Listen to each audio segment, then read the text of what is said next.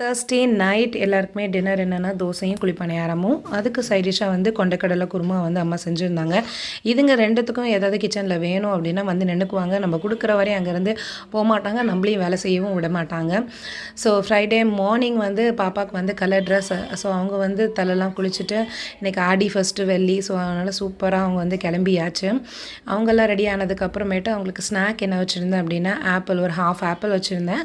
கூட வந்து கொஞ்சோண்டு மாதுளை. இந்த மாதுளை வந்து வைக்காதீங்கன்னு சொல்லுவா. ஏன்னா அவள் வந்து லேட்டாக சாப்பிட்றதுனால மற்ற எல்லாருமே சீக்கிரமாக சாப்பிட்டு முடிச்சிடுறாங்களாம். இவள் ரொம்ப லாஸ்ட்டாக சாப்பிட்றேன், அதனால் இதை மட்டும் வைக்காதீங்கன்னா நான் அன்றைக்கி வச்சேன், கொஞ்சம் குயிக்காக நீ சாப்பிடு பாப்பா அப்படின்னு அவகிட்ட அட்வைஸ் பண்ணி அனுப்பிச்சேன். ஸோ அவங்களுக்கு ஸ்நாக் பாக்ஸ் எல்லாம் ரெடி பண்ணிவிட்டு அவங்க பேக்கில் எடுத்து வச்சுட்டு அப்புறம் அவங்க school things, homework note, books, pencil box எல்லாமே கரெக்டாக இருக்கான்னு செக் பண்ணிவிட்டு அவங்களுக்குமே பொங்கல் போட்டு கொடுத்துட்டு சாப்பிட்டாங்க. சாப்பிட்டுட்டு கொண்டு போய் சிங்கில் வச்சாங்க. அது கூட நான் சொன்னதுக்கப்புறம் தான் கொண்டு போய் சிங்க்